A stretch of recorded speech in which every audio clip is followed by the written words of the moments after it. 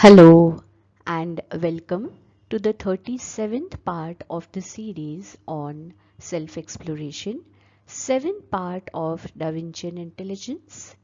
We will discuss the 6th principle of Vincian intelligence, corporalita, in this part. Those who have directly landed on this part may check out for the links of the remaining parts in the description box below. Joining the dots, contemplating, comprehending, and sharing it with you all raw. All that sounds great is the grace of all those who have blessed me, and all that sounds not so great is my limitation. So let's get going. We will be discussing the sixth principle of Da Vincian intelligence in this part, the corporalita. Corporalita is grace, poise, and it also gives us an insight into the fitness and flexibility. Because flexibility is another name of poise. A graceful mind stays in a graceful body. So, if I can keep my body graceful, poised, my mind will automatically become graceful. I can't stretch my shoulders and become sad. If I'm sad, my shoulders automatically get drooped. My lip line droops down. And if I'm happy, if I'm cheerful, my shoulders are stretched. Leo had a magnetic personality. His presence used to be mesmerizing in crowds. Elegance, poise, and style personified. The book points out a very interesting fact though. As we are discussing some of the facts of parenting our children and bringing their excellence or bringing their potential to the maximum, I definitely thought of sharing this particular aspect underlined in the book. It says that little children are naturally poised because they don't have a conscious of their looks. A child doesn't know that I'm not good looking, that I'm dark,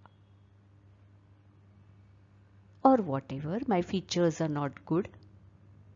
And therefore, they have no complex when they go around in the world.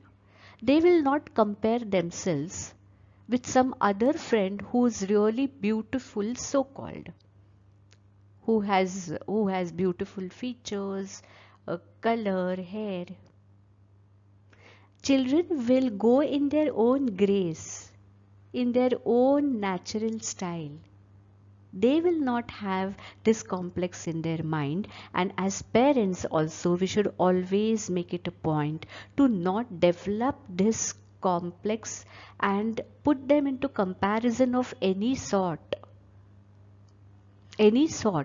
Look how he wears clothes, look how he walks, look how he talks, and look at you. Don't induce that complex, or don't even talk with others in their presence that no, the neighbor's child is really good looking. Na? Mine is not that good looking, but still it is okay. Don't say that. Don't say that. Because indirectly you're inducing that in your child that I am inferior to somebody, and that gets carried ahead. Grace lies in carrying yourself with your inner confidence and integrity. It has nothing to do with your features, height, color, nothing. A fat, plumpy, bad looking man or woman can also be very, very graceful if he has beaming confidence in himself, if he has love and compassion in his eyes, and if his gestures are soft that person becomes beautiful, graceful, much more graceful than someone else with just good features and well attired. So external, our appearance should not be connected to our grace is the first thing parents need to take care of when the child is young, and later on every individual should also stop feeling complexed. Because I'm too short, I feel complex to talk to a very tall person. Because I'm fat, I feel complex to talk to a person with a great physique. Yes, as an inspiration, I may take it and I may try to bring myself into poise. That is the next thing, that if something strikes me that yes, that looks more attractive, I can look at my body, the concept we discussed in sfumato and artiscienza.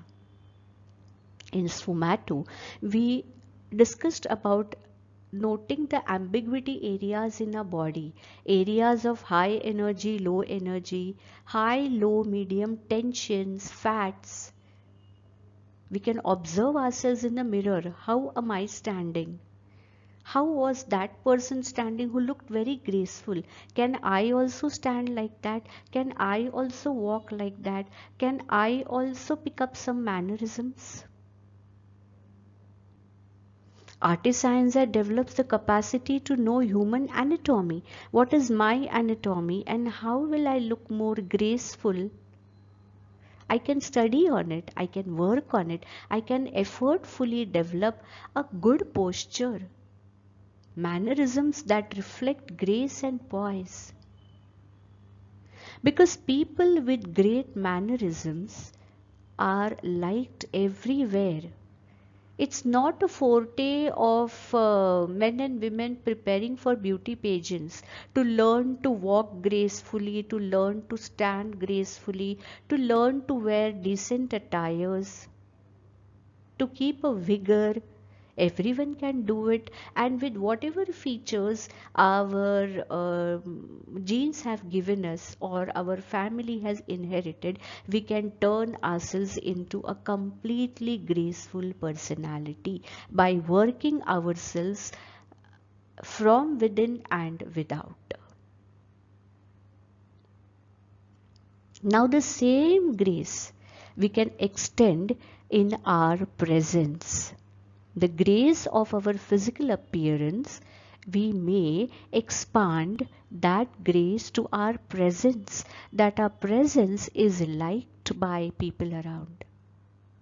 I can check out on how my physical state affects my attitudes, because my attitude will determine the grace of my presence. How will I be liked in a group? How will I be liked in a family? How someone will feel like coming and talking to me, will not feel apprehensive, blocked to talk to me. My physical state will affect my attitude, and my attitude will affect my physical state. I need to check out how I will manage the cross connection. And my physical state will be greatly governed or dominated by my fitness, physical fitness. And therefore, a very important aspect of developing corporalita or grace is having a good fitness regime. Fitness of body and fitness of mind. Flexibility of body is a part of achieving fitness of body. A flexible body is fit. A body that can take tensions, pressures, bends, weights is flexible. And the same flexibility then percolates in our mind. A physical experience. Take an experience, and the bliss we get by that physical experience translates to mental bliss. I have taken a great shower with a good aromatic body wash.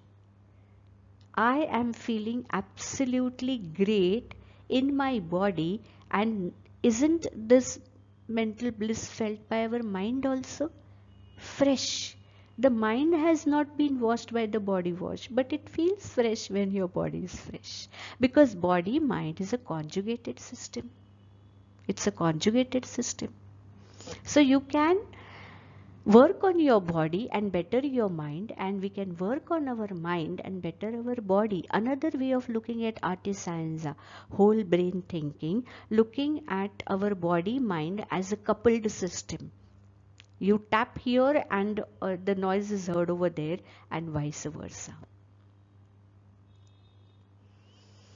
Another way of inducing flexibility or practicing flexibility is having a sporting attitude. Sportsmen are absolutely flexible in their bodies, of course, and in their minds also. A real sports person will congratulate his opponent when he has defeated him with no excuses. He will congratulate and say that your game was great and therefore you won. He will not give 10 excuses. Flexibility of mind, it's a sporting attitude. He can take failures in stride, and he will analyze his game after he goes home point blankly. He will see where the opponent overpowered him, where the opponent was better, and he will come back with a punch next time. That is also a sporting attitude, because a sportsman, in the spirit he congratulates his opponent, in the same spirit he does not get nervous or bogged down by his failure. He will work on his failure and try to convert it into success next time. This whole attitude has such an underlying grace. Such an underlying grace. It is an aspect of corporality, poise. Real sportsmen have a great posture. They have a great attitude, and they have a magnetic presence. They have a magnetic presence. They have a fire in them, and they have an aura around them. And that is because of the flexibility of body and a super sporting attitude that gets developed into them being in that sport. Flexibility is also using the non-dominant hand. I am a lefty, and someday if there is some injury on my left hand, I will write with my right hand. Flexibility. It's flexibility. I'll not get stuck that my left hand is hurt, so now I will not write. No, I will write. I can't do the thing this way. I'll do it by my other hand. That is called as Ambi Dexterity, to be able to use both hands. Some people can write with both hands. Some people play games with both hands. We can effortfully develop ambidexterity in kids also, and we can have many interesting ambidextrous exercises. We may easily find such exercises on YouTube when we are using both hands doing different activities. It is a great brain associative activity to be able to do two different actions by two hands, like playing a piano or a guitar, where two hands are doing doing two different activities at the same time. It's a very high evolved level of ambidexterity. Physiologically also, ambidexterity is a great intellect enhancer. It builds some circuits, neural circuits, that escalates our memory and cognition. We may use this as games to be played by kids. We can play such games with kids, or even as adults we may play such games which will keep our brains active, proactive till a long age. We may not have amnesia or some such syndromes, symptoms in old age also. Leonardo was well known for mirror writing. Mirror writing is reverse writing, right to left, such that when we see the writing in mirror, it looks upright. It's a fun exercise to practice, and it's not that difficult as it looks. Anyone can practice this. We can make the children do it.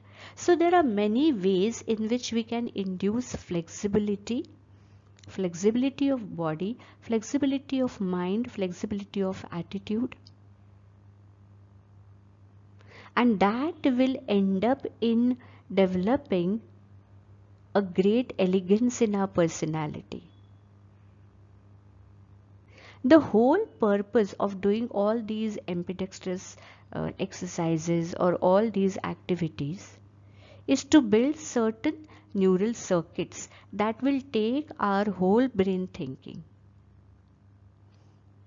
And developed in the earlier step of artisanza, they will take us to the next. So corporalita is like a step between artisanza, whole brain thinking, to the next Da Vincian principle of connessione, that is expanding circles.